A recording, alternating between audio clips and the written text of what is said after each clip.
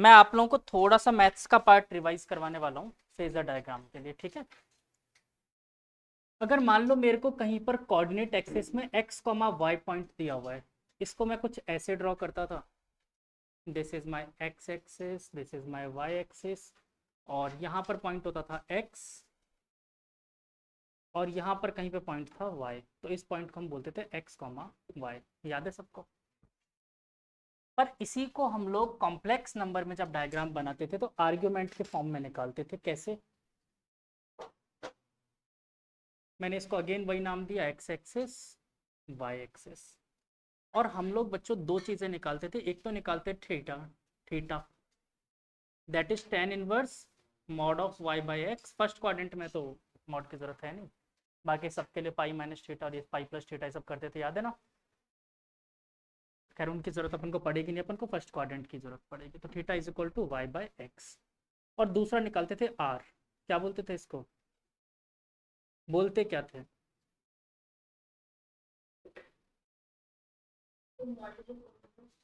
Modulus बोला जाता था इसको, और इसको बोलते थे आर्ग्यूमेंट। याद है ना? खैर चलो, मुझे उसकी भी जरूरत नहीं है। तो बच्चों अगर यहाँ पर थीटा एंगल, तो ये पॉइंट हो गया मेरा एक्चुअली में एक्स कॉमा वाई, ये पॉइंट होता था एक्स कॉमा वाई। और इसकी डिस्टेंस को हम लोग बोलते थे R, that is equal to root of A square plus B square. पर बच्चों इसके बेसिस पे मैं एक्स और वाई कैसे निकाल सकता हूँ, और इस एंगल को बोला जाता था थीटा। तो अब मेरे दो ही वेरिएबल है यहाँ पर, थीटा और आर, ये मेरे पास नहीं है। तो अगर मुझे एक्स निकालना हो तो कैसे निकाल सकते हैं, वाई निकालना हो तो कैसे निकाल सकते हैं? देखो एक्स, ये वाली डिस्टेंस एक्स है, हाँ या ना? और ये वाली डिस्टेंस हाइट वाई है ना? तो आप डायरेक्टली देखो, राइट एंगल ट्राइंगल दिख रहा है आपको यहाँ पर, ये परपेंडिकुलर, परपेंडिकुलर में मैं एक्स की जगह क्या लिख सकता हूँ? अगर मैं लिखना चाहूँ तो क्या लिख सकता हूँ बच्चों? R sine theta. बेटा परपेंडिकुलर आर साइन थीटा होता है, और ये बेस के बराबर है, तो ये हो जाएगा आर कॉस थीटा। और ये डिस्टेंस एक्स है, तो अपन इस कोऑर्डिनेट को क्या बोल सकते हैं? R cos theta comma R sine theta. मैं सिर्फ इतनी सी चीज़ें सिखा रहा हूँ और कुछ नहीं। मतलब एक पर्टिकुलर टाइम इंटरवल पे अगर मुझे उसकी हाइट निकालनी है, तो वो हाइट क्या होगा? Projection on Y axis. और वो खुद कितना होगा? Projection on Y axis, that is R sine theta. Clear है? बोलो, बात समझ आई? अब इसका यूज़ मैं अपने डायग्राम्स में कैसे करने वाला हूँ मैं वो भी दिखाता हूँ, अपने पास ये चीज़ कैसे काम करेगी। जैसे मान लो करंट मुझे गिवन है I is equal to I not sine omega T. तो अगर आप ध्यान दो, तो ये मुझे I एक्चुअली में इस Y से शक्ल मिलती हुई नहीं दिख रही, जहाँ पर थीटा की जगह ओमेगा टी और आई नॉट क्या है? आर्ग्यूमेंट, मॉड्यूलस की जगह। तो अगर मैं इसका डायग्राम प्लॉट करूँ, यहाँ पर टी लिया, यहाँ पर आई लिया, तो बच्चों ये लेंथ तो होगी आई नॉट, ठीक है, और ये एंगल होगा इसका ओमेगा टी। आई बात समझ में? हाँ कि ना? क्लियर है? पक्का? हम्म, ठीक है। और बच्चों अगर मैं किसी इंस्टेंट ऑफ टाइम पर इसकी हाइट निकालना चाहूँ, जो कैपिटल टी टाइम रही होगी, कोई भी टाइम हो सकता है, तो उस टाइम पर ये कितना होगा? आई के बराबर, ये आई, और ये क्या है? आई नॉट। इसकी हाइट क्या है? आई, दैट इज एम्पलीट्यूड। क्लियर हुआ कि नहीं हुआ सबको? अक्षता आपको तो बेटा नहीं आएगा समझ में, लास्ट क्लास फिर कहाँ गायब हो गए थे आप? बेटा ऐसे कैसे काम चलेगा? ऐसे तबीयत रेगुलर कैसे खराब हो रही है आपकी? चलो डन, समझ आ गया ये चीज़? अपने उसमें टॉपिक में अप्लाई करें इसको। तो अपन एक टॉपिक कर रहे थे, a circuit containing resistance only, है ना, रजिस्टर ओनली। तो मैं एक बार वो वापस से बना देता हूँ, अगर लिखना है तो लिख लो ये सब, इच्छा है तो लिख लो। चाहते हो लिखना? मालूम तो है ही सारी कहानी, लिखना है तो लिख लो।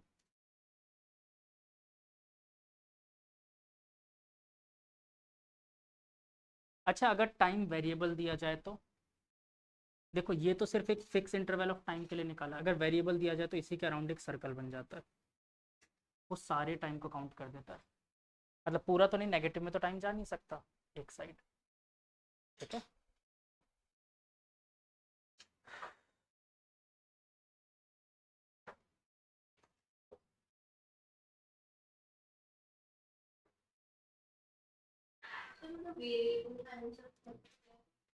बेटा ये एक्चुअली में टाइम बोलना भी गलत है, यहाँ पर एक्सेस पे टाइम नहीं होता क्योंकि टाइम एंगल का है। क्या कहना चाह रहे हो आप? बेटा टाइम देखो पूरे वेव में देखो, अगर ये टी की value, small T is a variable term, तो बेटा उस हिसाब से जैसे ओमेगा टी की वैल्यू मान लो मैंने टी की वैल्यू रख दी है that is T by two, तो उस कंडीशन में ये डायग्राम मेरे को कहाँ पर मिलता? जीरो पर मिलता। आप इसको कंप्लीट रोटेशन करवाते पूरा। अब पूरी कहानी जानोगे तो फिर एंगल निकालो, उस एंगल पे बनाओ, जैसा मैं बता देता हूँ आपको। जानना चाहते हो तो बता देता हूँ। यहाँ पर टी मैंने एज अ वेरिएबल कहीं पे भी रैंडमली बनाया है, पर मान लो अगर मैं इसी इक्वेशन में स्मॉल टी की जगह दे दूँ आपको टी बाई टू, तो आप ज़रा टी बाई टू पे इसकी वैल्यू निकालो, आई की क्या आएगी? I not sine two pi by T into T by two, two से टू गया, टी से टी गया, that is I not sine pi, that is zero. तो अब इसका डायग्राम कैसे बनता बच्चे? इसका डायग्राम बनता कुछ ऐसा। यहाँ पर टी वेरिएबल नहीं है, याद रखना, एक्सेस पे टी मतलब वेरिएबल, कोई वेरिएबल ही नहीं, आप तो ये मान के चलो करंट ही चल रहा है पूरे पे। तो बच्चे एंगल होता है यहाँ से लेकर यहाँ तक का पूरा पाई, तो ये एंगल हो गया पाई। और आई नॉट कहाँ लाई करता? आई नॉट की वैल्यू तो वही रहती जो पहले से थी, मतलब अगर आई नॉट की लेंथ इतनी थी, ये उसी को घुमा के यहाँ तक लेकर आ गए। लेकिन इसका प्रोजेक्शन देखो वाई एक्सिस पे कितना दिख रहा है? जीरो। तो वही तो आई हुआ करता था, जो प्रोजेक्शन वाई एक्सिस पे होता था, तो वो जीरो आ गया। लेकिन आई नॉट जीरो थोड़ी हो सकता, आई नॉट तो एक constant term, I naught as it is. ठीक है, ठीक है। पंखा चला के बंद किया, खुद ही घूम रहा है ये। ठीक है, तो अगर इसको पूरा आप जानना चाहते हो तो इसको पूरा डायग्राम ऐसे बोल सकते हैं अपन, जिसमें इस सर्कल का रेडियस क्या है? आई नॉट, और किसी भी टाइम इंटरवल पे निकाल सकते हो, बट ठीक है मुझे इतने की जरूरत है इसलिए मैं इतना बना रहा हूँ।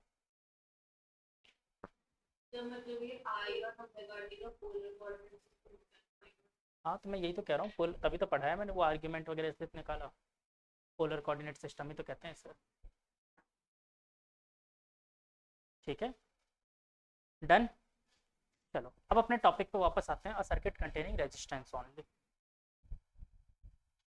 तो इसमें याद रखना आपके बोर्ड के एग्जाम के हिसाब से इंपॉर्टेंट है, दोनों डायग्राम बनाने पड़ेंगे आपको, वेव डायग्राम भी और फेजर डायग्राम भी, इसको फेजर डायग्राम कहते हैं। ठीक है, दोनों डायग्राम्स बनाने पड़ेंगे।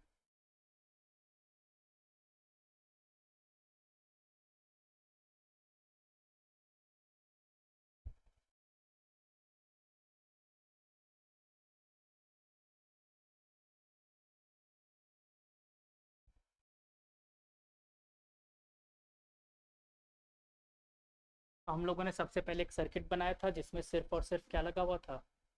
एक रेजिस्टर और एक current source, that is alternating current source. और हम लोगों ने इसके लिए सबसे पहले अज्यूम किया था E is equal to E naught sine omega T. ठीक है, V is equal to V not sine omega T बोल सकते, दोनों एक ही बात है ना। और फिर हम लोगों ने क्या किया था? रेजिस्टेंस से दोनों तरफ डिवाइड किया था, E upon R, that is E naught upon R sine omega T. ठीक है, और यहाँ से निकल क्या गया था बच्चों? आई इज इक्वल टू इस पूरे टर्म को हम लोगों ने आई नॉट बोल दिया था, आई नॉट साइन ओमेगा टी, ये निकल के आया था। अगर आप ध्यान से देखो, जिस फेज में ईएमएफ या वोल्टेज चल रहा था उसी फेज में ये भी चल रहा है, क्योंकि देखो दोनों के पास साइन ओमेगा टी ही है, मतलब दोनों के बीच में कोई एंगुलर डिफरेंस नहीं है। फिर मैंने इसका वेव वाला डायग्राम बनाया था, जो अब मैं छोटा सा बना देता हूँ क्योंकि लास्ट क्लास में अच्छे से बना दिया था मैंने। तो अगर आर की वैल्यू ग्रेटर देन 1 है तो हम बोल सकते हैं ये ईएमएफ का डायग्राम था और करंट का डायग्राम कुछ कम होगा, बट फेज में कोई डिफरेंस नहीं है इसलिए कुछ ऐसा ही बनेगा। आई बात समझ में? इन दोनों के बीच में कोई गैप मत रखना, स्टार्टिंग पॉइंट और एंडिंग पॉइंट दोनों सेम होने चाहिए। ठीक है, अब इसका फेजर डायग्राम भी बनाते हैं। फेजर डायग्राम सोचो कैसा होगा?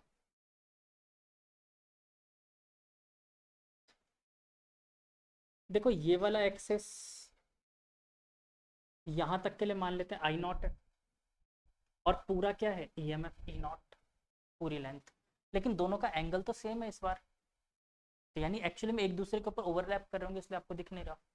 तो यहाँ तक के लेंथ को तो नाम देता हूँ मैं आई नॉट, और पूरे लेंथ का नाम क्या है ई नॉट, और ये एंगल कितना है ओमेगा। ठीक है, ये इसका फेजर डायग्राम हो गया। साथ के साथ एक बात और बोलोगे, the current and the EMF both lies in the same phase, दोनों सेम फेज पे लाई कर रहे हैं। देखो कोई डिफरेंस है नहीं है। ये वाला हो सकता है आप लोगों को अभी पूरी तरीके से क्लियर नहीं हुआ होगा, लेकिन अभी आने वाले 2 टॉपिक में अच्छे से क्लियर हो जाएगा। ठीक है, तो यहाँ पर एक स्टेटमेंट लिख लो, the current and the EMF both lies in the same phase।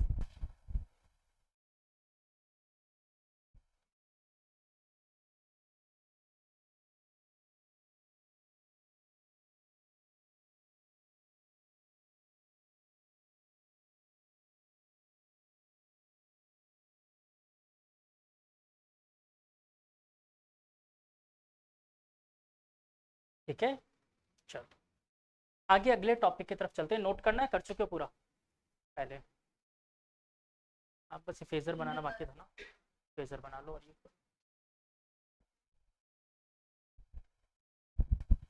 Akshita भी तो करेगी, लास्ट क्लास में नहीं थी ना।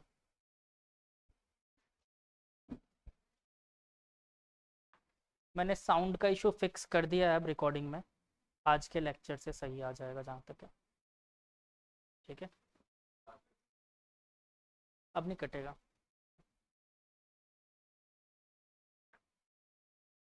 हाँ तुम भी तो गायब थे लास्ट क्लास में, अभी बताता हूँ।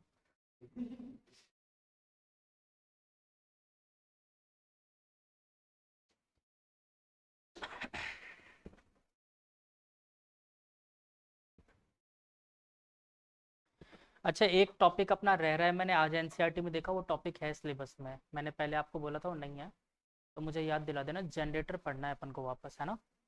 जनरेटर टॉपिक छूट गया अपना लास्ट चैप्टर में। तो वैसे कुछ खास नहीं है, मैंने मोस्टली चीज़ें उसके सारी बता चुका हूँ आप लोगों को। बस एक डायग्राम बनाना है, 2 मैग्नेट के बीच में रखना है और आंसर सेम आएगा। ठीक है, AC जनरेटर करना है अपन को।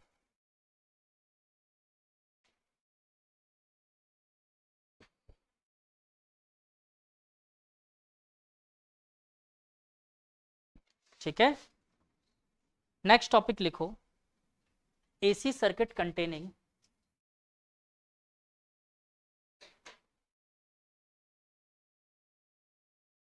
Inductor only. AC circuit containing inductor only. Inductor मतलब क्या लगा हुआ है इस बार, एक कॉइल अटैच्ड है, उसके लिए सॉल्व करना है अपन को।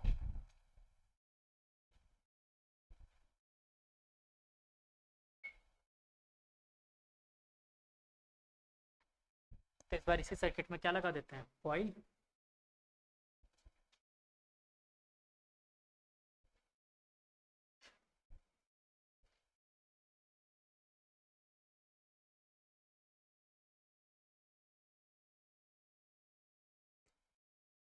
बच्चों एक कॉइल अटैच है, इस कॉइल का इंडक्टेंस है L, लेकिन हम एक बात जानते हैं, V is equal to V not sine omega T, तो हमेशा रहेगा।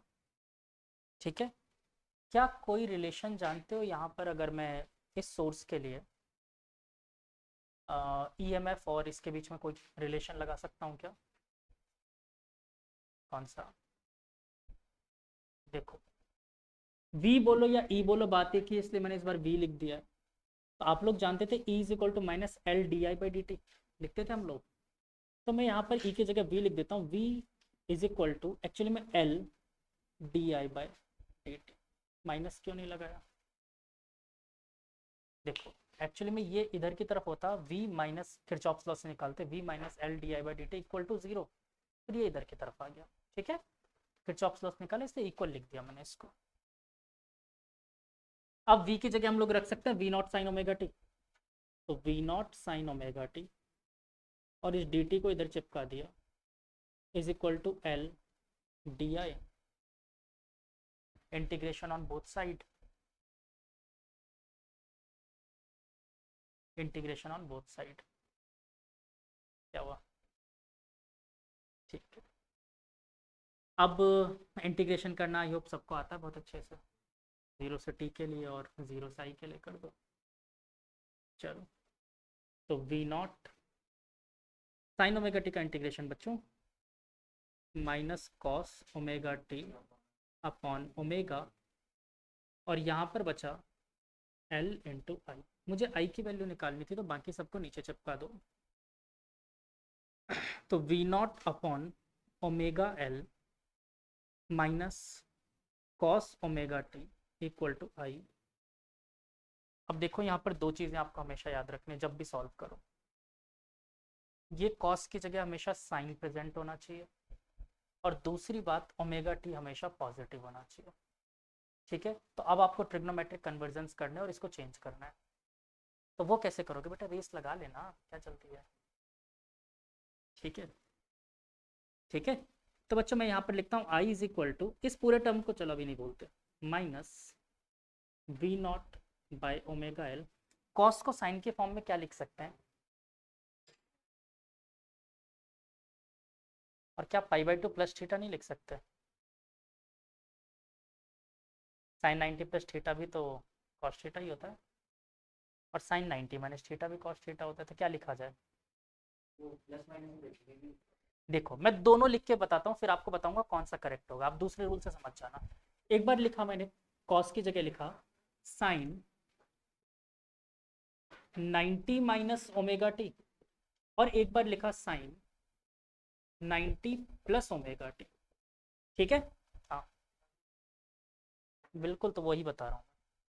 ठीक है, तो बाहर माइनस, देखो बाहर माइनस था, इस माइनस को अंदर चिपकाए, जैसे अंदर चिपकाया minus minus sine minus theta, that is minus sine theta होता था। तो यहां से मैं लिख सकता हूँ sine omega T minus pi by two हो जाएगा माइनस अंदर जाते ही, और यहाँ पर क्या हो जाएगा sine minus omega T minus pi by two. But omega T मैंने क्या बोला, हमेशा कैसा होना चाहिए? प्लस का, तो इसलिए हम इसको इंक्लूड नहीं करेंगे। बात समझ आई, हाँ या ना? ठीक है, क्लियर। तो यहाँ पर क्या रखना चाहिए मुझे, बोलो? Sine pi by to minus omega T, और अब माइनस चिपका दिया अंदर, और मेरे पास बचा V naught by omega L sine omega T minus pi by two. अब बच्चों ये ओमेगा एल का क्या करें, जरा सोचो एक बार, ध्यान दो। ईएमएफ या वोल्टेज अपॉन क्या हो कि वो करंट बन जाए? क्या होना चाहिए था? वोल्टेज अपॉन किससे डिवाइड करते थे कि वो करंट बन जाए? रेजिस्टेंस से। एक्चुअली में ये ओमेगा एल की यूनिट भी रेजिस्टेंस की ही यूनिट होती है, ओम। ठीक है, पर इसको एक टर्म नाम देते हैं, फिलहाल मैं यहाँ पर लिख देता हूँ अलग से। Omega L is known as X L, omega L, और इसको बोलते हैं बेटा इंडक्टिव रेजिस्टेंस। मत बोलना, ठीक है, इसको रेजिस्टेंस वर्ड नहीं बोल सकते क्योंकि रजिस्टर थोड़ी है ये, तो इसलिए इसको बोलते हैं रिएक्टेंस। ठीक है, इंडक्टिव रिएक्टेंस। आई बात समझ में? यूनिट क्या रहेगी इसकी? एक्सएल की यूनिट क्या होगी? ओ, जो रेजिस्टेंस की यूनिट होती है। ठीक है, तो अब मैंने लिखा इसको, इस टर्म को क्या लिख दिया, यहाँ पर आगे सॉल्व कर देते हैं। I is equal to V not upon X L sine omega T minus pi by two, और V can write it as, sorry I nought नहीं था, आई इज इक्वल टू, इस पूरे टर्म को मान लिया I not sine omega T minus pi by two. I बात समझ में, हाँ के ना? अब एक बार आप लोग बताओ, क्या इसके लिए ग्राफ वाला डायग्राम और फेजर डायग्राम दोनों बना सकते हो?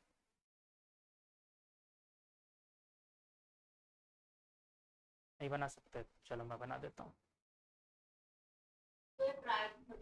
कोई बात नहीं, मैं बना देता हूँ ना, क्या दिक्कत है, बनाए। चलो देखो, सबसे पहले ग्राफिकल डायग्राम बनाते हैं।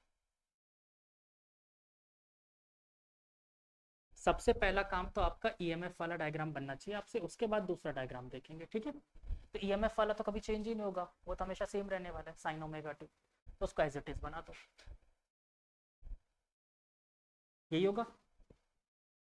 अब नेक्स्ट स्टेप में मैं बना रहा हूँ इसमें करंट का डायग्राम। तो देखो इसको मैं पहले जज करता हूँ।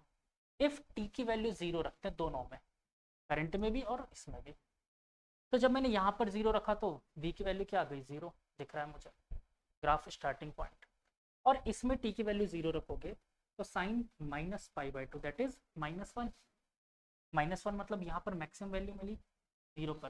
तो बस ग्राफ को यहीं से शुरू करना है और बनाना वही साइन वाला वेव है। तो इस बार ग्राफ कहाँ से शुरू हुआ, यहाँ से। थोड़ी सी हाइट कम ज़्यादा रख देते हैं। बस ये ध्यान रखना कि जहाँ पर ये मैक्सिमम है वहाँ पर ये 0 है, और जहाँ पर ये 0 है वहाँ पर ये मैक्सिमम है। ठीक है,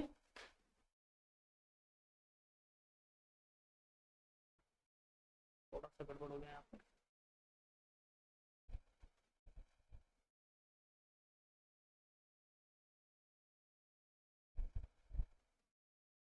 ठीक है, आई बात समझ में, हाँ या ना।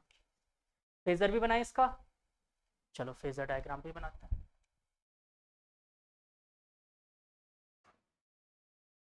तो ईएमएफ तो किस एंगल पे, देखो ध्यान से, ई नॉट किस एंगल पे है, वी नॉट अपन ने यहाँ पर बोला तो वी नॉट बोल देता हूँ।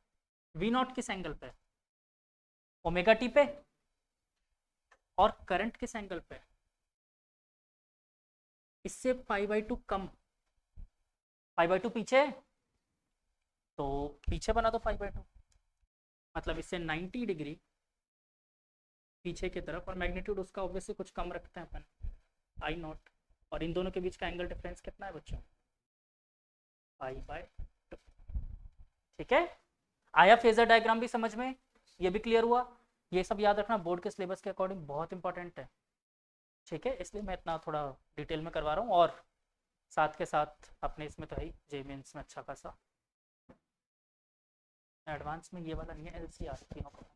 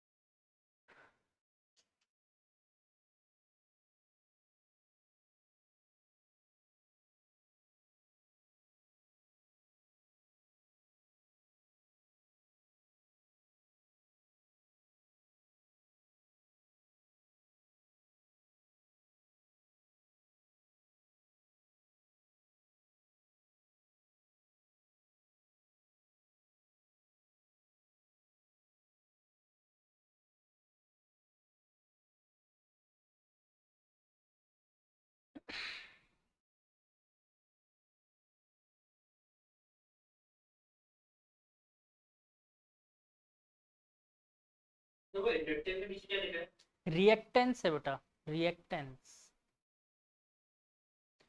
एक्सएल को बोलते हैं इंडक्टिव रिएक्टेंस।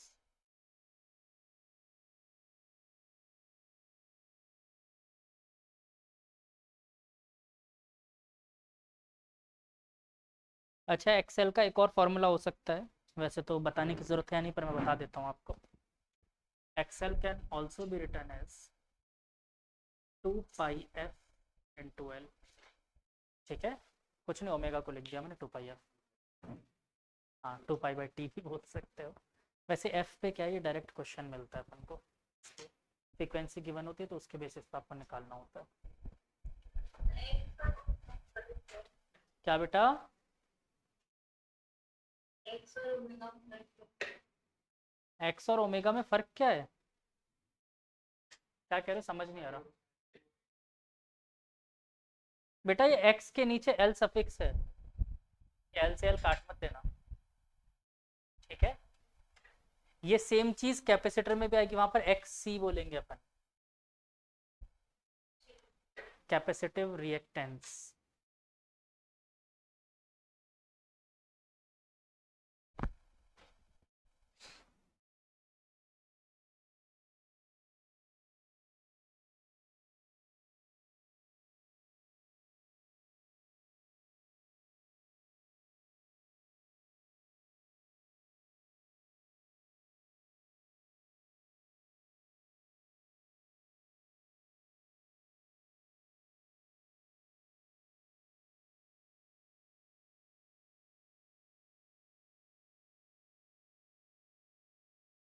क्योंकि साइन होगा तभी तो फेज में कंपेयर कर पाओगे, दोनों साइन वेव होंगे तभी तो कंपेयर कर सकते हो।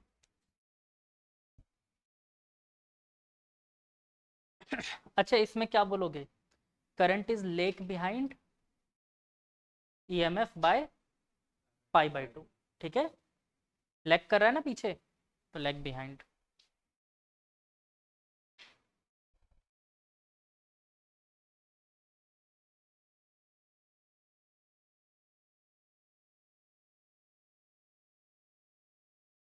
या वोल्टेज लीड्स बाय पाई/2 डिग्री, दोनों बात बोल सकते हो।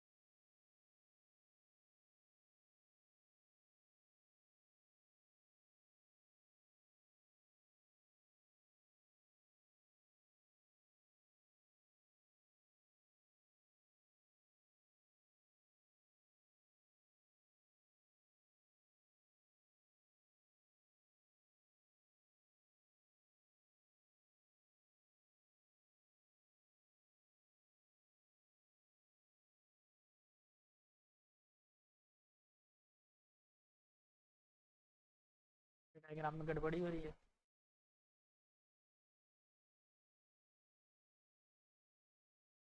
इसमें होती है प्रॉब्लम, बस ये फिजिक्स याद रखना इसमें, ये चीज़ जो मैंने बताया ना कि जहाँ पर ये जीरो है वहाँ पर वो मैक्सिमम है, ये चीज़ ध्यान रखना। चाहे तो ज़रूरी नहीं है कि आप ये वेव छोटा बड़ा रखो, इक्वल भी रख दोगे तो भी चलेगा, लेकिन ज़रूरी क्या है, ये चीज़ फेज वाला चीज़ ध्यान रखना कि मतलब एक जीरो है तो दूसरा मैक्सिमम पे होना चाहिए, ठीक है।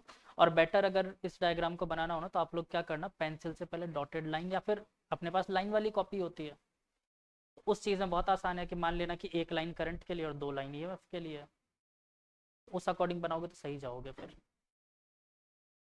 और जिनको पेंटिंग आती है, मेरे जैसी स्थिति नहीं है जिनकी, तो वो लोग अच्छा कर सकते हैं। ठीक है। हाँ बालक,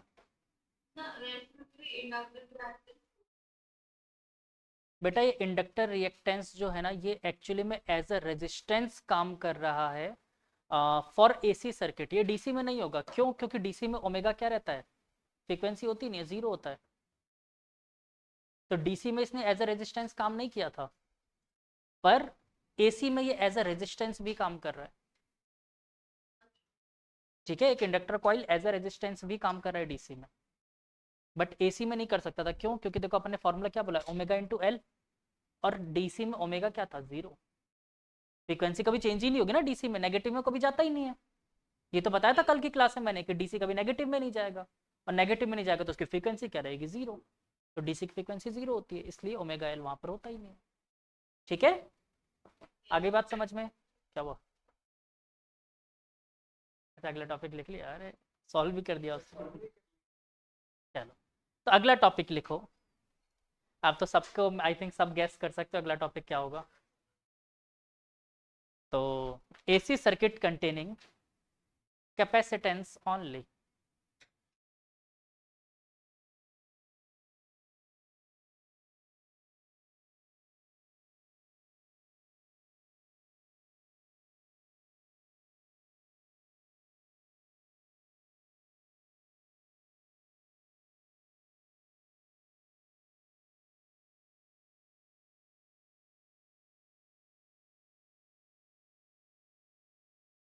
अच्छा करोगे खुद से सॉल्व, देखो करके एक बार ट्राई करके देखो, सेम मेथड है, सबसे पहले आई ईएमएफ निकाल लो चाहे तो, ठीक है, फिर उसको सॉल्व कर लो। हाँ पीछे पेज पलटने की फुल फ्रीडम है, बिंदास, अप टू कैपेसिटर जहाँ तक जाना हो सब देख सकते हो। हाँ हाँ बिंदास बिंदास देखो। अच्छा कॉपी बदल गई, अच्छा एक कॉपी भरवा दी मैंने, भर गई आपकी?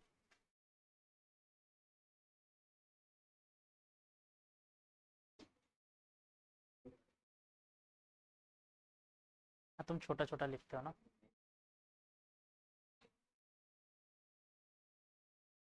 यार इस हिसाब से तो मैंने 12th में फिर कम पढ़ा है तुम लोगों को। 11th में डायग्राम ज़्यादा था ना, 12th में डायग्राम कम। इसमें डायग्राम एक ही चैप्टर में था उसमें। हाँ फिर चैप्टर चैप्टर भी बहुत बार पढ़ा दिए थे मैंने। उसमें चैप्टर्स बहुत बार पढ़ाए थे ना मैंने। जब तक समझ नहीं आता तब तक छोड़ा नहीं था मैंने। हाँ लेकिन जब समझा दिया था उसके बाद तुम लोगों को कॉन्फिडेंस आ गया था उसमें। 12th में पास टाइम भी कम है, नहीं तो इसमें भी मैं वही हाल करता।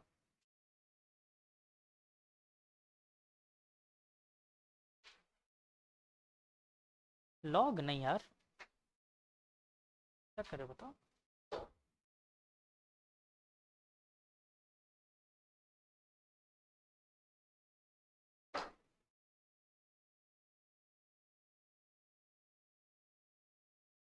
ये आईडीटी क्यों किया? क्यों किया? मुझे आई को हटाना है या आई को लाना है?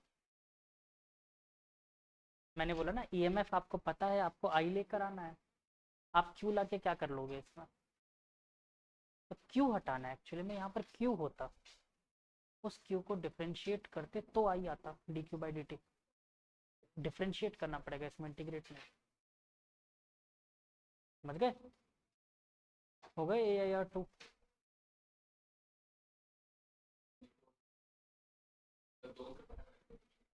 हाँ बिल्कुल करना पड़ेगा।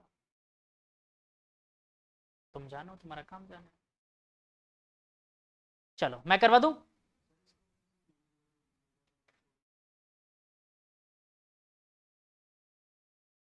वही तो करना है। हाँ करके देखो।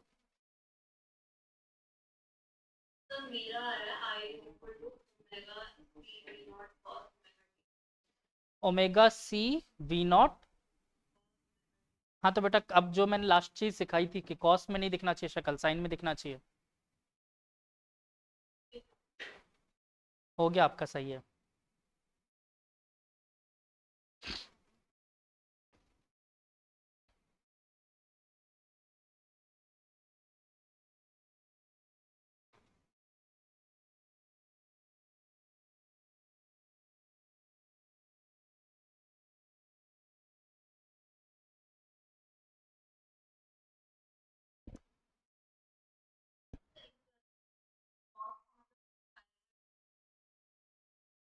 बिल्कुल। तो यानी इस बार करंट 90 डिग्री आगे चलेगा। अब फेजर और वो बनाओ, सही जा रहे हो।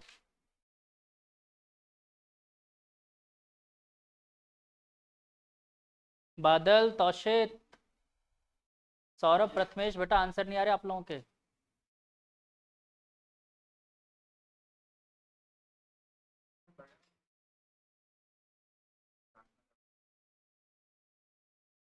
मतलब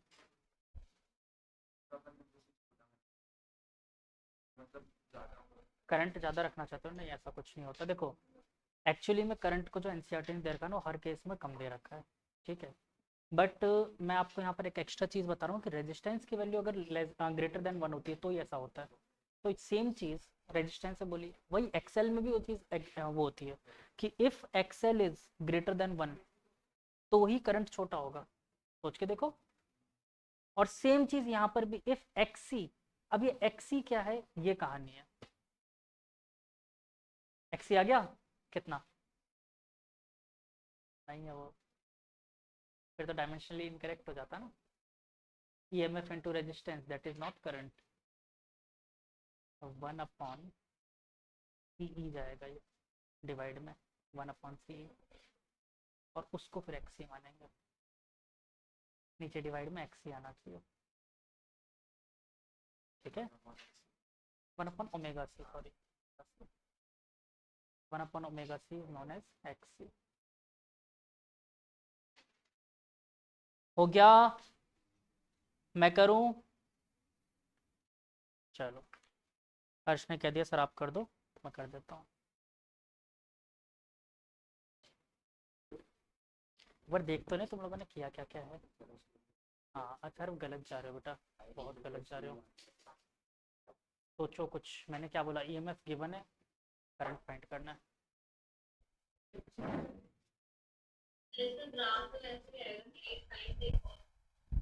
थोड़ा सा हाँ, साइन का और कॉस का, ठीक है।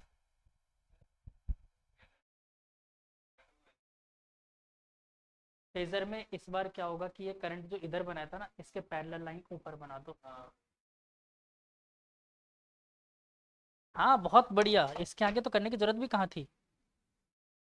अरे गुड, सही कर रहे हो यार। और क्या, और क्या। हाँ गुड़िया, या तो तुम भी सही रहे हो, लेकिन उसको करना पड़ेगा सॉल्व पूरा। आ, ठीक है, बिल्कुल ठीक जा रहे हो, बस थोड़ा सा अब आपको सोचना है और हो गया आपका सॉल्व। वही तो तुम लोगों को सोचना है, तुमने आगे सॉल्व नहीं किया, इसको सॉल्व करो, फिर होगा। हाँ बेटा दिखाओ कॉपी।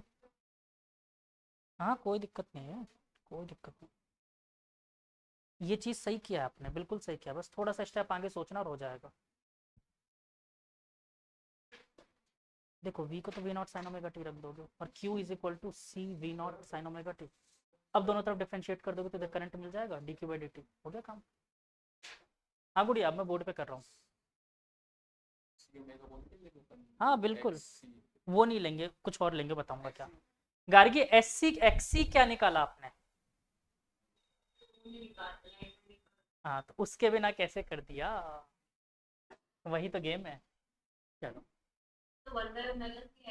हाँ अब ठीक है, X C is equal to one by omega सी।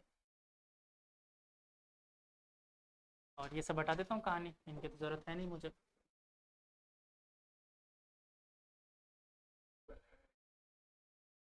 तो वही तो सोचना था ना तुम्हें।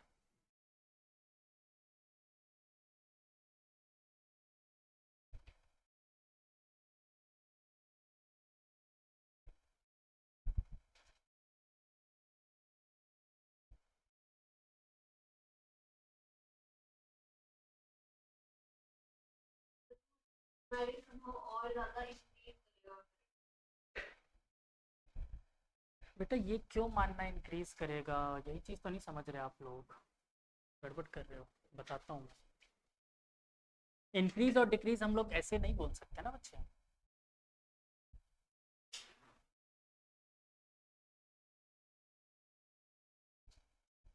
अपनी मर्जी से हम इंक्रीज और डिक्रीज नहीं बोल सकते। यहाँ पर भी एक सिचुएशन एग्जिस्ट करती थी कि if XL is greater than one, तो अपन ने करंट की वैल्यू कम बनाई थी। सेम रेजिस्टेंस में भी ये चीज़ सिचुएशन होल्ड करती थी, if resistance is greater than one, तो करंट की वैल्यू आपने वन से मतलब उससे कम रखी थी एमएफ से। सेम चीज़ यहाँ भी होगी, X is greater than one, then current कम होगा, लेस देन वन तो ज़्यादा होगा। एक मिनट, कोई परेशान हो रहा है।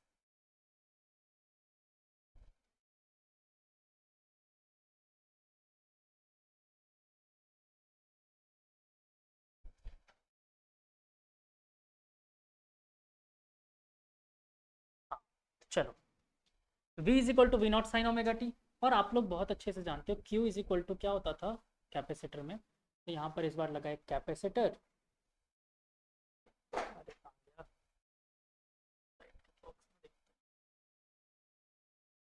ठीक है, और इसका कैपेसिटेंस था c, तो आप लोग जानते हो c is equal to Q into V.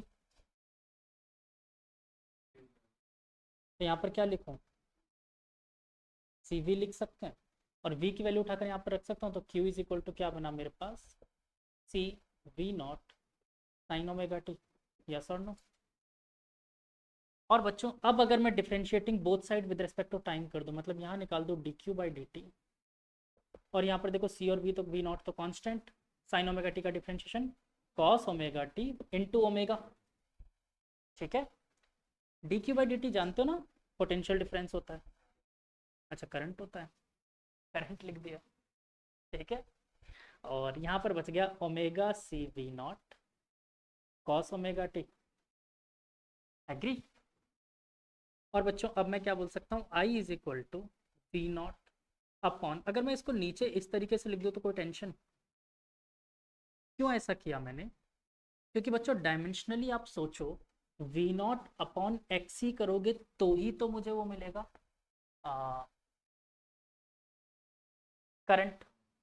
तो मुझे नीचे चाहिए था एक्सी, ओम रेजिस्टेंस या रिएक्टेंस जिसे आप बोल रहे हो, वो नीचे चाहिए था। तो इस चक्कर में मुझे इस पूरे टर्म को वी नॉट के अलावा जो भी था सबको नीचे लाना पड़ा। तो यहाँ पर मैं क्या बोल सकता हूँ, एक्सी इज इक्वल टू 1/ओमेगा C, that is capacitive reactance. ठीक है, कैपेसिटिव रिएक्टेंस। और कॉस ओमेगा टी को साइन की फॉर्म में कन्वर्ट करना था, लेकिन ओमेगा टी हमेशा कैसा होना चाहिए, पॉजिटिव। तो साइन ओमेगा टी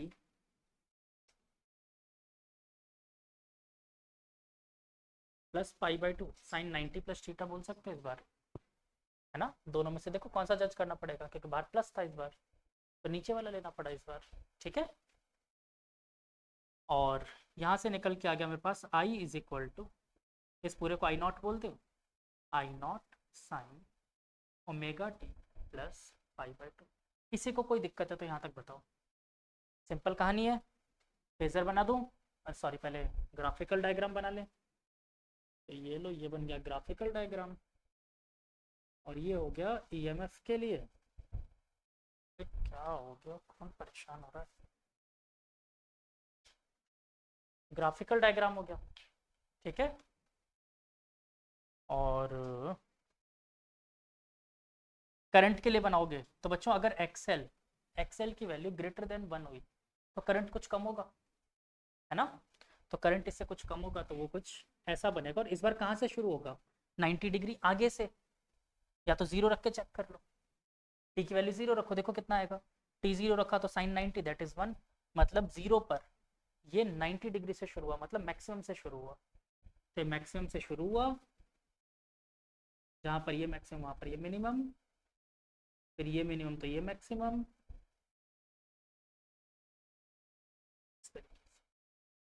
ठीक है, आई बात समझ। फेजर बनाई देता हूँ ना, ये लो फेजर डायग्राम, यहाँ पर बना ई नॉट, लेकिन इस बार नीचे न जा करके इधर चले जाओ,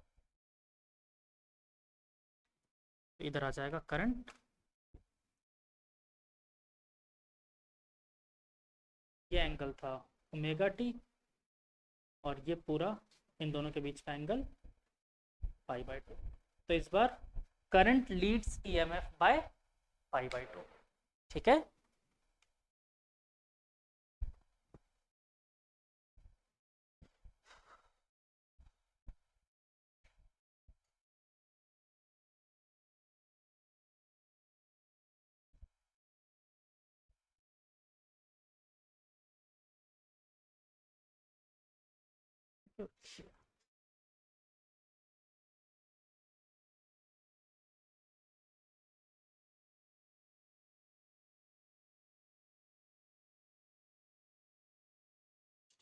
ये 9th क्लास पे है।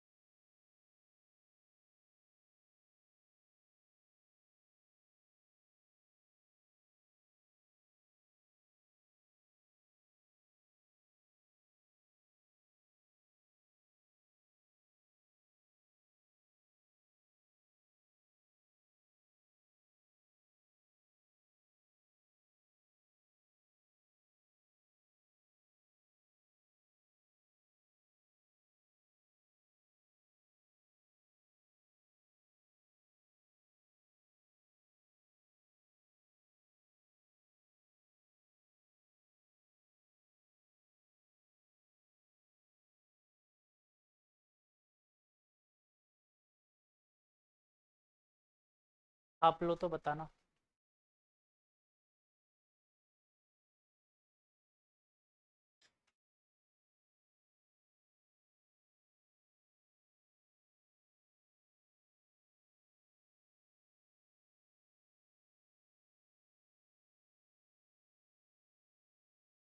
एक प्रश्न लिखते हैं,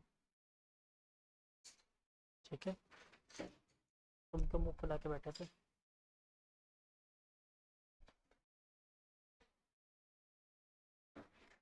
देखा, महाराज सुग्रीव बन के बैठे हुए थे।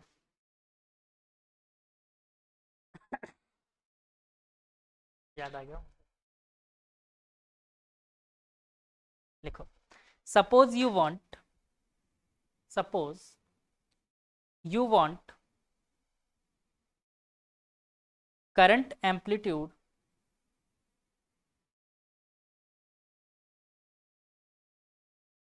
in pure inductor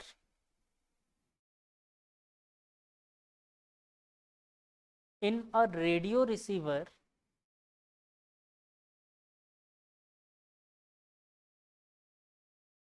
to be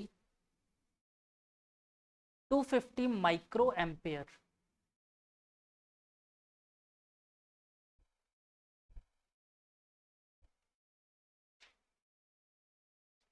to fifty micro यानी 10⁻⁶, 250 microampere when the voltage amplitude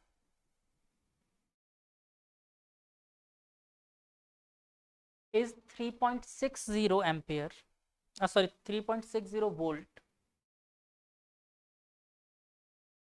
amplitude is 3.60 volt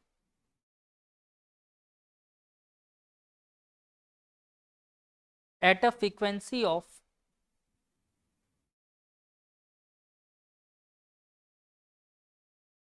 1.60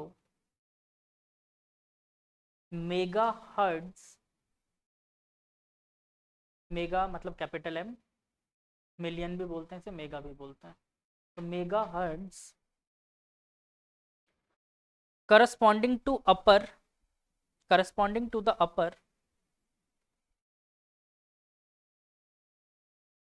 छोड़ो ये, इसका मतलब नहीं आपके लिए, करस्पॉन्डिंग वाली लाइन इसका मतलब नहीं, क्योंकि ये चीज़ सिलेबस से भी हट गई आपके, ठीक है। तो लास्ट लाइन है करस्पॉन्डिंग वाला, छोड़ दो, आप लोग ये लिखो, what inductive reactance is needed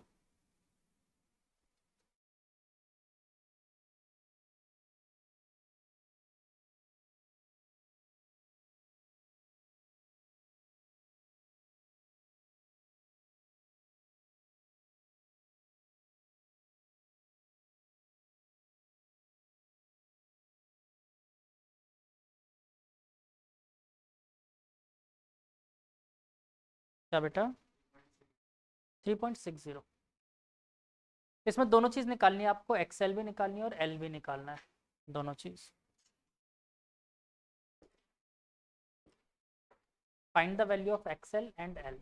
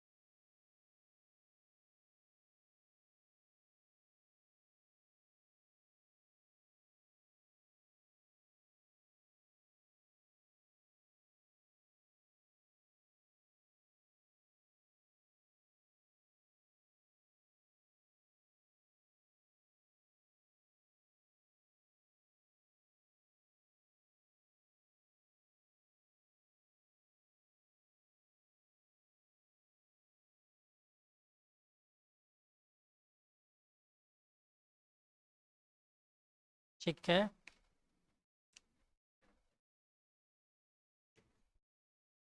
sign के फॉर्म में क्यों देगा?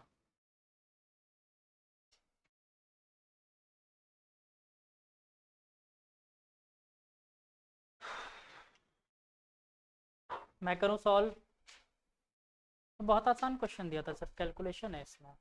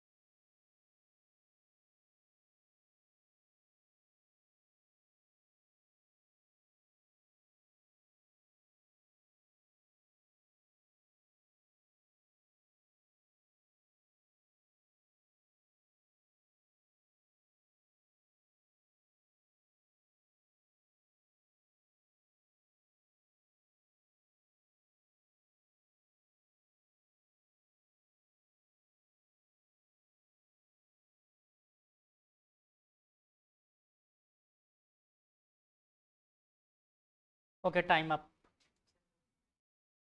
अरे इतनी देर का तो क्वेश्चन ही नहीं है यार, जो देर लगा दी तुम लोगों ने। मेरा फोन रखा, बुक मत गिरा देना।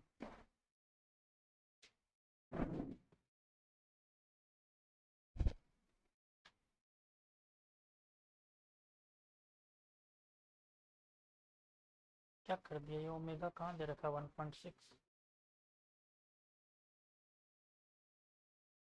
नहीं यार, ट्रिग्नोमेट्री लगा कहाँ दी तुम लोगों ने? जरूरत ही कहाँ है इसमें। चलो इधर देखो, क्वेश्चन में डेटाज बताओ क्या क्या दे रखा है।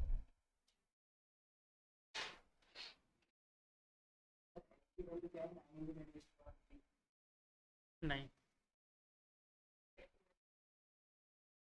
एक्सेल की वैल्यू आएगी 14.4 किलो ओम, या फिर 1.44 इंटू 10⁴ ओम, और एल की वैल्यू आएगी 1.43 हेनरी।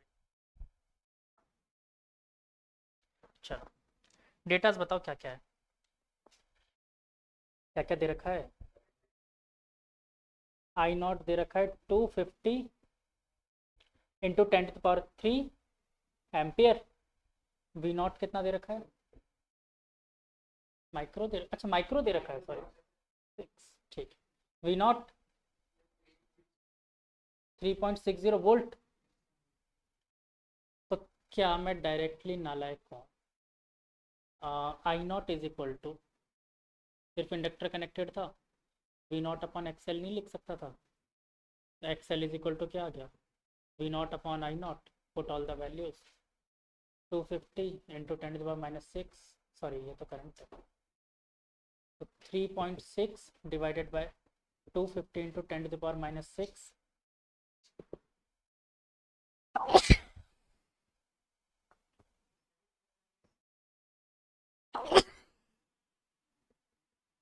क्यों बेटा, वो सब क्यों करना है? क्यों करना है साइन ओमेगा टी वगैरह? मुझे इसने आई थोड़ी दे रखा, आई नॉट दे रखा, पीक वैल्यू दे रखी है उसकी। ठीक है, अब इसको डिवाइड करना आता है, डिवाइड कर लो। 1.44 into 10⁴ ohm, that is 14.4 kilo ohm भी बोल सकते हैं। पहला आंसर आ गया। क्या था इसमें? दूसरा और भी टफ था, वो भी देख लो। XL can be written as 2πf into L. L चाहिए था,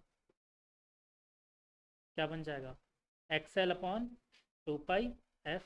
एक्सएल की वैल्यू दे रखी है 14.4 इंटू 10⁻3, 2 इंटू 3.14 इंटू एफ की वैल्यू क्या दे रखी है?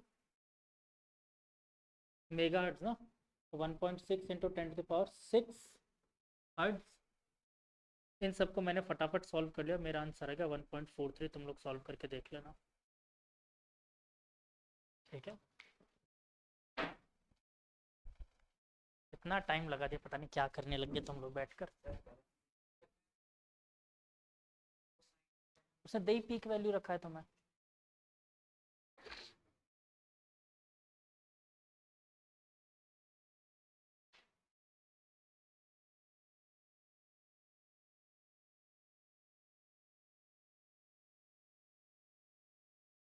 हाँ तो बेटा कहाँ सर दे दिया तुमने? कहाँ दे दिया सर, कौन से दीवार में है? क्यों? वो दो ढक्कन दीवार दवाई नहीं पी वो वाली? दो ढक्कन दवाई नहीं पी? हाँ, जब मैं स्कूल में था इनके, तो इनके स्कूल में कबड्डी मैच ही चल रहा था सेम, और वो गिरा था ना, तो एक बच्चे के सर में लगी बहुत जोर से चोट, खंबे की, तो शायद ब्लड भी आ गया था, ऐसा कुछ था, तो घुटने में ब्लड आया था उसके। तो फटाफट एक बच्चा भाग के गया रिसेप्शन पर, वो लेके आया बेटाडाइन बड़ी वाली बोतल, और बोला एक एक चम्मच सुबह शाम ले लेना।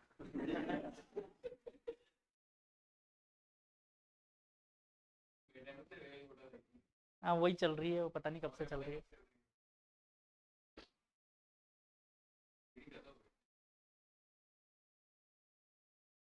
ब्लीडिंग हो गई तो इनफेक्ट जल्दी घाव ठीक हो जाता है। हम्म।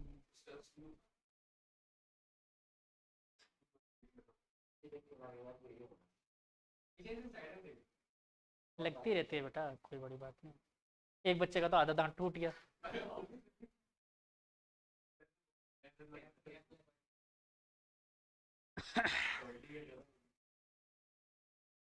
स्कूल वालों का रिएक्शन था, खेलोगे तो टूटेगा यार, इसमें क्या है? खेलो, खूब खेलो, टूटने तो क्या दिक्कत है? तौशीद बताओ, ऐसे फ्री फंड में लग रही है उसके ऊपर।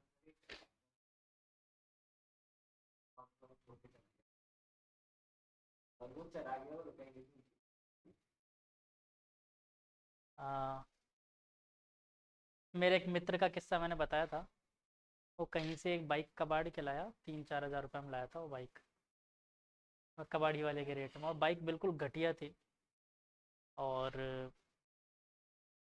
भरतपुर नंबर की बाइक थी, ना उसके पेपर थे, पता नहीं क्या चोरी की गाड़ी उठा लाया था, क्या लाया था, ना पेपर थे ना कुछ था।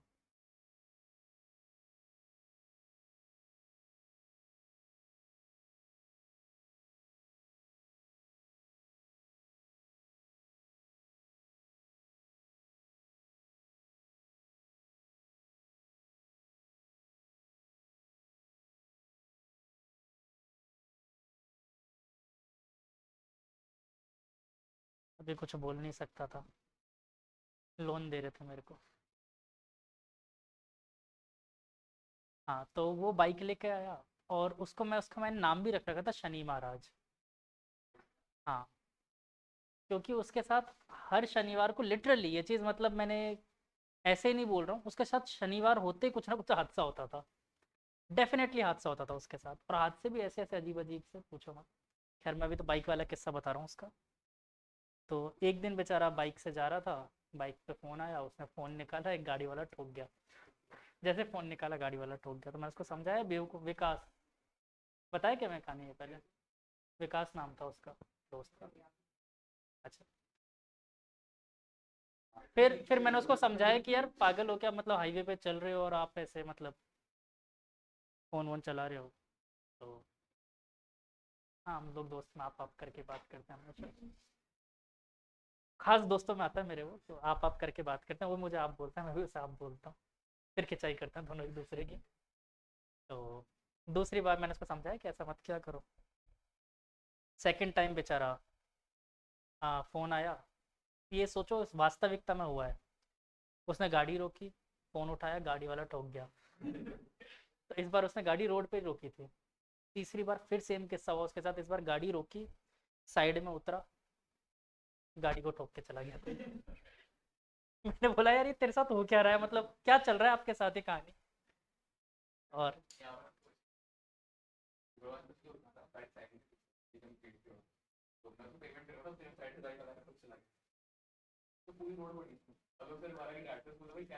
नहीं, ऐसे अजीब अजीब सी चीज़ें तो होती है।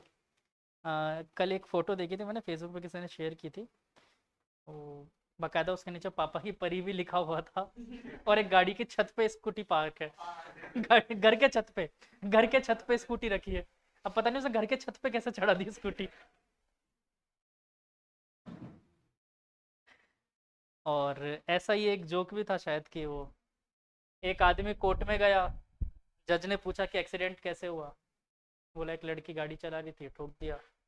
बोला तुमको पता है जब लड़की गाड़ी चला रही थी तो हट जाते सड़क से साइड। कौन सी सड़क, मैं तो गार्डन में सो रहा था।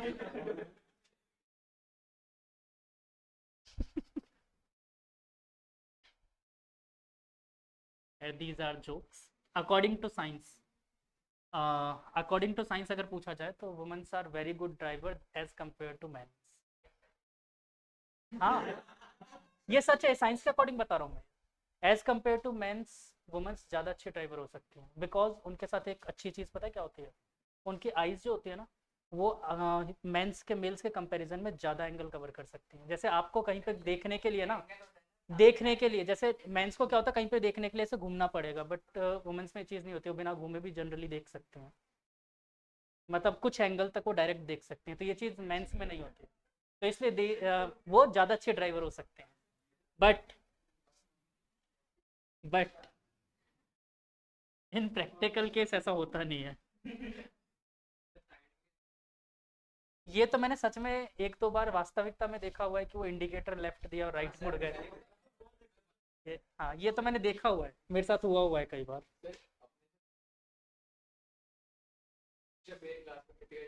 हाँ,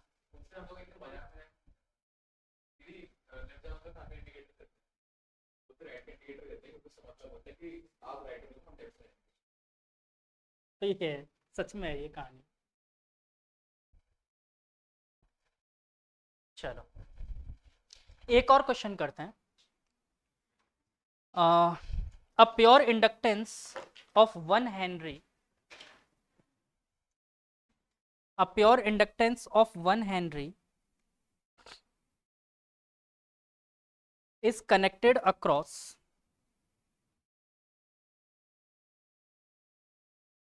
110 वोल्ट, 110, 110, 110 वोल्ट,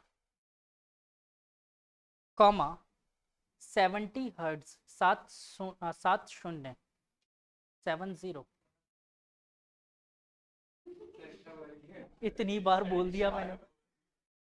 110, 110, 110, 110 वोल्ट, 11 × 10। नहीं नहीं, 110 volt, comma 70, 70, 70, 70 hertz, 140/2, 35 × 2 hertz. Source find, A B C करके लिखो। ए में लिखो रिएक्टेंस, बी में लिखो करंट, सी में लिखो पीक वैल्यू ऑफ करंट। गुरु हो जा शुरू है। एक मिनट में पिल पिटाई कर दो तुम्हारी।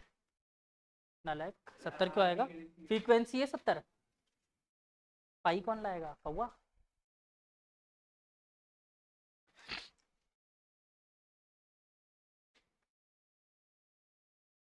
अरे क्यों सॉल्व कर रहे हो? 22/7 भी तो रख सकते हो पाई को, 77 कट जाएगा।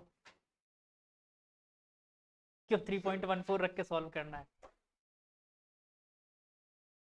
पाई को 22/7 भी तो रख सकते हैं ना।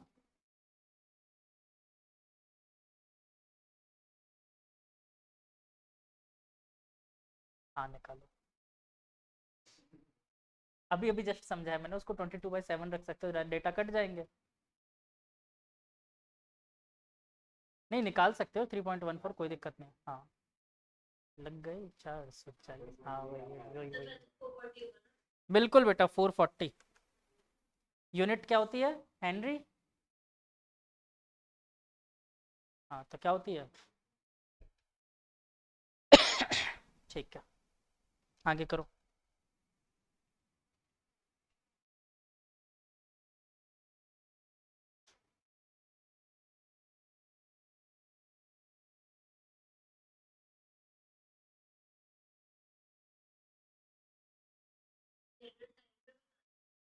करंट नहीं, करंट मैंने आपसे पूछा है ना, तो बेटा ये आप समझो कि चलो कुछ नहीं, आप तो निकालो जैसे निकालते थे ना अपन करंट, वैसे निकालो। हाँ 0.25 एम्पियर आया। अब ये पीक वैल्यू क्या है? What is peak value? हाँ वही 311 वोल्ट। क्या बच्चे? समझ नहीं आया, फिर से बोलो। नहीं बच्चे ऐसे नहीं निकलेगा। आरएमएस में निकाला था ना पीक वैल्यू, ये जो सब आंसर्स होते हैं मैंने बोला था सारे आरएमएस वैल्यूज होते हैं। कुछ याद आ रहा है? बिल्कुल √2 से मल्टीप्लाई कर दोगे। आरएमएस नहीं निकालनी, आरएमएस गिवन है। ठीक है तो कुछ नहीं, जो भी आंसर आ रहा है 0.25 उसको 1.414 से मल्टीप्लाई करो और आंसर पाओ 0.353।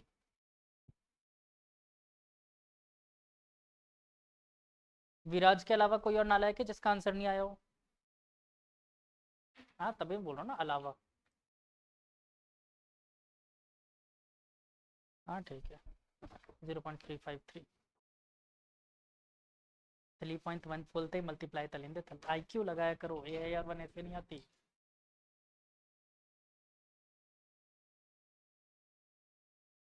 भगवान ने हमें भेजा तो भेजा, लेकिन भेजे में भेजा भी भेजा। ठीक है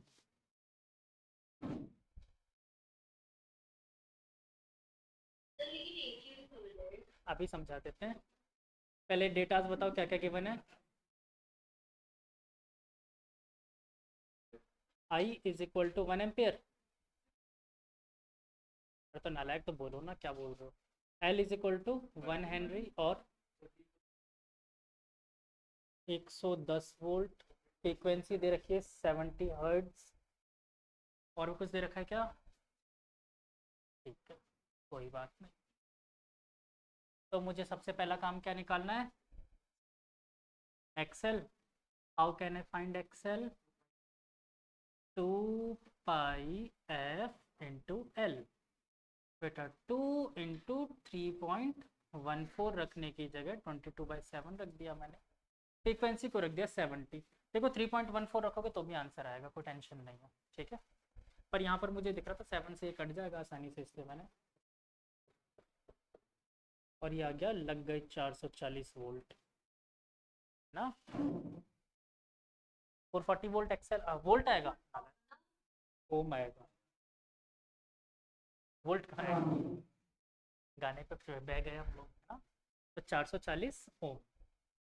दूसरा अब हमसे पूछा गया करंट। करंट पूछा ना, कैसे निकालेंगे बच्चों? V0/XL दैट इज 110 बटे 440, जीरो से जीरो गुजर गया, ये गया 4 बार, और 1/4 इज नोन एज 0.25 एम्पियर। कोई तकल्लुफ? और बच्चों ये जो है हमारे पास, ये आई जो वैल्यू है ये आरएमएस वैल्यू होती है हमेशा। मैंने बोला था ना, आप कभी भी सॉल्व करोगे तो आपको हमेशा आरएमएस वैल्यू ही दी जाती है। आपसे पीक वैल्यू पूछी गई, इसकी मैक्सिमम वैल्यू क्या होगी? तो कुछ नहीं, हम लोग क्या करते थे, आई आर एम एस को √2 से मल्टीप्लाई करते थे, तो क्या मिलती थी? Peak value. यहाँ पर मैं उसका सिंबल यूज नहीं कर रहा क्योंकि अपन यहाँ पर आई नॉट पहले से बोलते हुए चल रहे हैं, आप लोग कंफ्यूज कर जाओगे। बस इसको मल्टीप्लाई कर दिया, 0.25 इंटू 1.414। जल्दी जल्दी कैलकुलेशन करो, मेरा तो आंसर भी आ गया। क्या नालायक हो तुम लोग।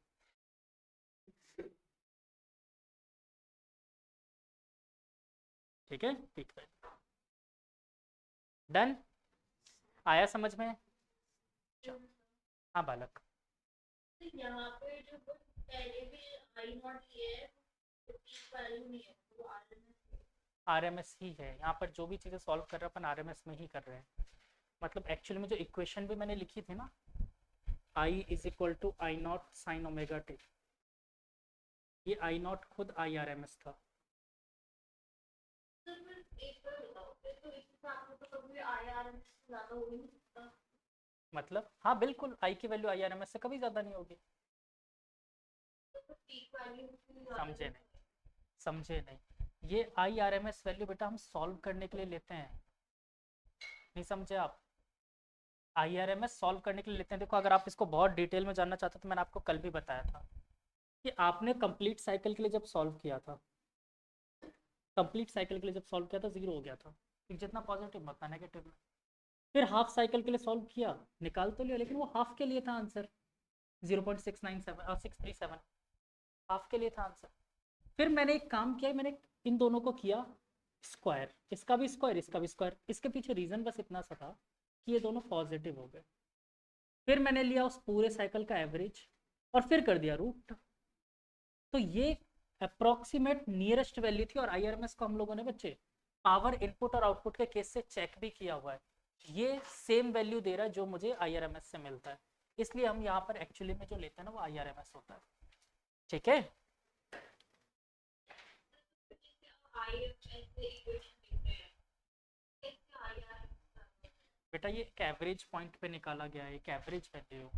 आप समझ नहीं रहे हो, इसको ऐसे समझो, आपके घर में सप्लाई आ रहा है 220 वोल्ट का, ठीक है, मैंने तो आपको यही बोला कंपनी पे केस ठोक दो, मेरे घर में तो सप्लाई जो आ रहा है वो 311 वोल्ट तक जा रहा है। करोगे ऐसा? ज़्यादा क्यों आ रहा है? पीक वैल्यू कल ही तो निकाली थी, फिर कल क्यों नहीं ऑब्जेक्शन उठाया आपने? मैं समझ गया वो कुछ और पूछना चाह रही है, पर मैं वहां उसको लेके नहीं जा रहा। वो पूछना पता है क्या चाह रही है? वो चाह रही है कि सर यहाँ पर करंट की वैल्यू आपने आई नॉट मानी थी जब पढ़ाया था अभी दोबारा, फिर ये इससे ज़्यादा करंट की वैल्यू कैसे जा रही है? तो बच्चे हम पर्टिकुलर एक एक इंस्टेंट पे करंट कभी नहीं निकाल पाते, निकाल ही नहीं सकते। एक वेव में 50, एक सेकेंड में 50 रोटेशन निकाल रही है, कैसे कर पाओगे आप? तो हम लोग पूरे साइकिल के लिए एक एवरेज करंट वैल्यू लेते हैं और एवरेज की जगह हम आरएमएस लेते हैं। तो ये जो आई नॉट हम मान के चल रहे थे ना, ये आरएमएस थी। ठीक है, ये पूरे साइकिल के लिए प्रैक्टिकली निकाला जाता है। एक पॉइंट के लिए कैसे निकालोगे? आप प्रैक्टिकली निकाल सकते हो कि एक सेकंड में 50 वेव बन रहे हैं? निकाल के दिखा दो मुझे आई की वैल्यू, आपकी आंखें कभी ऑब्जर्व कर पाएगी? एक सेकंड में 50 बार प्लस माइनस हो रहा है, यानी कि जरा देखो बेटा, मैं सिर्फ एक पर्टिकुलर एंगल रेंज पे ही बात करता हूँ, है ना? जरा सोचो, एक सेकंड में 50 साइकिल कंप्लीट, ठीक है, 50 साइकिल मतलब ये 100 बार बने होंगे, ठीक है। तो यानी कि बेटा अगर सिर्फ 2π डिग्री एंगल कवर करने में से कितना टाइम लगा होगा, डिवाइडेड बाय 100, 50 कर दूं, यानी π/25 सेकंड का टाइम लगा होगा एक साइकिल कंप्लीट करने में। और एक साइकिल में बेटा 360 डिग्री प्रेजेंट है। किसी एक डिग्री पर वैल्यू निकाल के दिखा दो मुझे। तो मतलब हम एक्चुअल पीक निकाल, एक्चुअल पीक हम कभी प्रैक्टिकली नहीं निकाल पाएंगे ना, इसलिए हम लोग एवरेज निकालते हैं, और वो एवरेज निकाल रखा है मैंने आरएमएस, उसके बेसिस पे मैं पूरा सॉल्व कर रहा हूँ। अच्छा ये जो मतलब पीक आ रही है थ्योरेटिकल। बिल्कुल बिल्कुल बिल्कुल, ठीक है, तो इसलिए ज़्यादा डिटेल में मत घुसो, ठीक है, इतना आपसे ना तो पूछा जाएगा ना बताया जाएगा। जाओ ही मत नैरेटिव। डन, समझ आया। अच्छा बच्चों एक चीज़ बताओ, अपन ने तीनों सर्किट सॉल्व किए अलग अलग करके, रेजिस्टेंस ऑनली किया, इंडक्टेंस ऑनली किया और कैपेसिटेंस ऑनली किया। इन तीनों केसेस में अगर मैं देखूं, जैसे जैसे मैं ओमेगा चेंज कर रहा था, ओमेगा की वैल्यू जैसे जैसे इंक्रीज कर रहा था, इधर लिख देता हूँ ओम, ठीक है। तो तीनों पे क्या क्या इफेक्ट पड़ रहा था, अपन तीनों के डायग्राम बनाएंगे, है ना। तीनों पे क्या क्या इफेक्ट पड़ रहा था। सबसे पहले रेजिस्टेंस,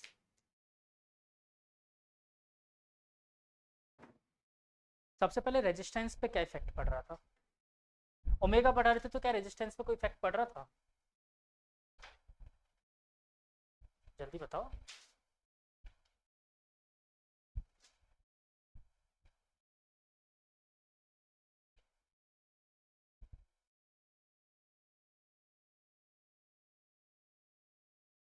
क्या चीज, ओमेगा में चेंज करने से क्या रेजिस्टेंस में कोई चेंज हो रहा था।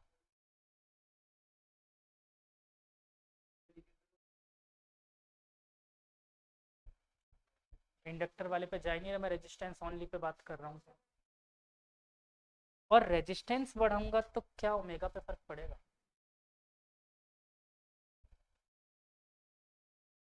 पड़ेगा, मतलब रेजिस्टेंस इंक्रीज कर रहा हूँ तो ओमेगा भी इंक्रीज कर रहा है, मानते हो इस बात को।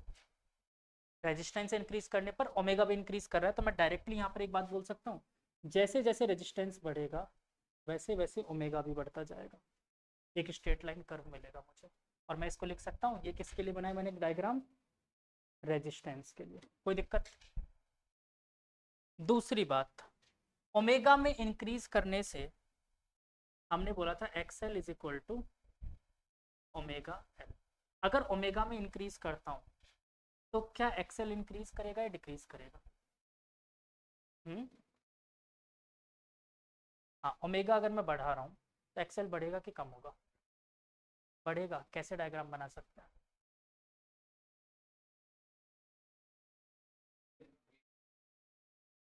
ओमेगा इंक्रीज करने से क्या एक्सएल बढ़ेगा। एक सेकंड रुक जाओ, एक्सी का तो हाइपरबोला बन जाएगा और इसका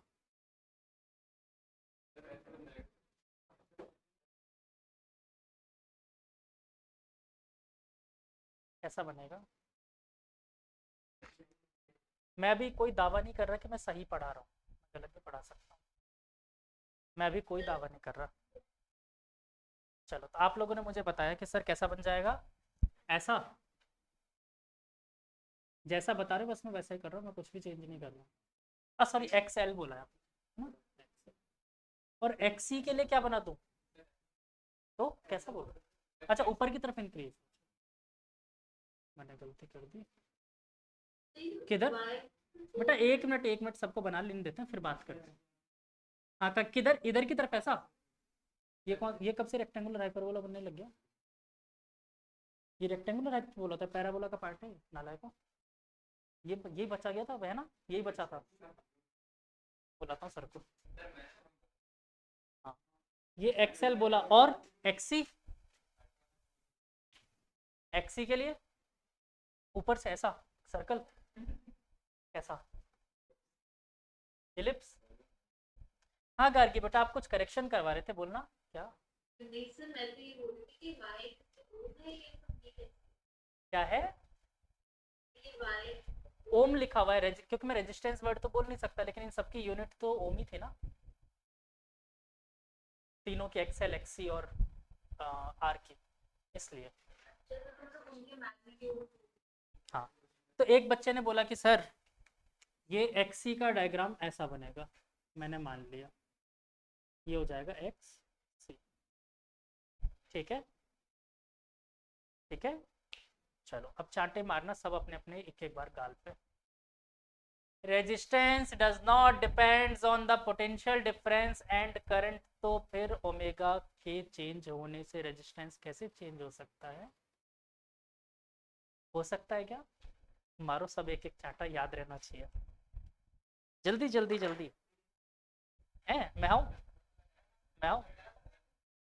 हाँ, तो बोलने में क्यों शर्म आ रही थी, तो रेजिस्टेंस पे तो कभी चेंज होगा ही नहीं। पहली चीज, मैं पूरा डायग्राम हटा दूं? नहीं, दूसरा बनाता हूँ ना, तुम लोग की गलती सामने होनी चाहिए। मैं दूसरा डायग्राम बनाता हूँ। तो बेटा रिएक्टेंस को बोला था मैंने, रेजिस्टेंस को थोड़ी मना किया था। OHM यहाँ पर ओमेगा। तो बच्चों कभी भी रेजिस्टेंस किसी चीज़ पे डिपेंड ही नहीं कर रहा है। इन सब चीज़ों को तो किस पे डिपेंड करता था? ml अपॉन टाउ, याद है? इन चीज़ों पे डिपेंड कर रहा था जब अपन ने वहाँ पर निकाला था करंट इलेक्ट्रिसिटी में। तो यहाँ पर क्या आ जाएगा बच्चों, ये रेजिस्टेंस तो एक कांस्टेंट वैल्यू मिलेगी मुझे, कोई दिक्कत? ठीक है, लेकिन क्या एक्सेल चेंज होगा ओमेगा एल में चेंज होने से? अरे नालायक को, डायरेक्ट देखो, डायरेक्टली प्रोपोर्शनल का रिलेशन है यार। तो फिर वो कौन सा ग्राफ बनवा दिया? डायरेक्टली प्रोपोर्शनल में ये बनता है, ये स्ट्रेट लाइन बनता है। फिर तो क्या बनवा दिया ये? जो मर्जी भाई बना दो सर। तो ये हो गया बच्चों एक्सेल का ग्राफ। ठीक है, जैसे जैसे ओमेगा इंक्रीज होगा एक्सेल भी इंक्रीज होगा। तीसरा देखो एक्सी के लिए, तो एक्सी को क्या लिखा था हम लोगों ने? 1 अपॉन ओमेगा सी। देखो सी तो कांस्टेंट है, यानी इन्वर्सली प्रोपोर्शनल रिलेशन है। और इन्वर्सली प्रोपोर्शनल में क्या बनाते हैं? पैराबोला। तो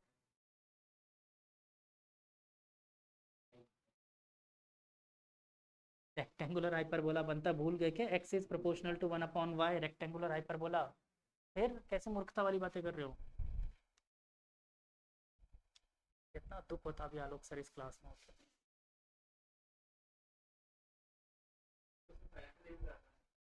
क्या मेरे तक पहुंचाई बात तुमने? हाँ ये सही बताया था, एक्सी एक्सी का सही बताया था।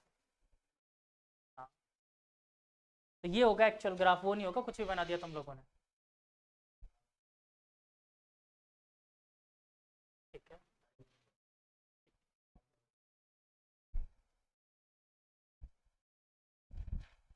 डन हो गया। तो इसको नोट डाउन मत कर लेना, इसको कर लेना। क्या सर आए थे वैसे देखने के लिए अभी? क्या नाम बेटा? कोई हेडिंग नहीं है, तुम्हें समझाने के लिए बताया मैंने। और मैं यहाँ पर एक छोटी सी चीज़ और लिख रहा हूँ, फटाफट मुझे ख़त्म भी करना है इसको, तो एक सेकंड रुक जाओ। छोटी सी चीज़ और देख लो बच्चों, Z इसको हम लोग कहते हैं इम्पीडेंस। एक्चुअली में जो रेजिस्टेंस होता है ना, तो डीसी में तो हम रेजिस्टेंस वर्ड बोल लिया करते थे, क्योंकि वहाँ पर एक्सएल और एक्सी एग्जिस्ट ही नहीं करता था, क्योंकि ओमेगा नहीं था। बट यहाँ पर इन दोनों ने भी रेजिस्टेंस ऑफर किया है, तो इन तीनों के रेजिस्टेंस को मिलाकर इम्पीडेंस वर्ड बोला जाता है। और इसका फॉर्मूला एक होता है जो अपन डेरिवेशन नेक्स्ट क्लास में करेंगे। फिलहाल के लिए मैं बता देता हूँ, √r² plus XL minus XC का होल स्क्वायर, ये निकलता है। एक मिनट रुक जाओ, पहले देख लो। और अगर in case phase difference phi is equal to 0 होता है, फाई इज इक्वल टू 0 होता है, तो उस केस में Z इज इक्वल टू आता है मेरे पास सिर्फ और सिर्फ R। क्यों? क्योंकि फाई 0 सिर्फ और सिर्फ तब हो सकता है जब सर्किट में सिर्फ रेजिस्टेंस प्रेजेंट हो, याद है ना, रेजिस्टेंस ओनली। और अगर फेज डिफरेंस कितने का हो? -π/2 का, तो वहां पर सिर्फ और सिर्फ कौन प्रेजेंट है? इंडक्टर कॉइल, इंडक्टेंस है ना। तो वहां पर Z इज इक्वल टू क्या होगा? Impedance is equal to XL। और अगर फाई प्लस का π/2 है, तो Z इज इक्वल टू क्या होगा? XC। ये पूरा निचोड़ इस चैप्टर का, पूरे चैप्टर में बस यही चलने वाला है। Note it down. Thank you all of you for today.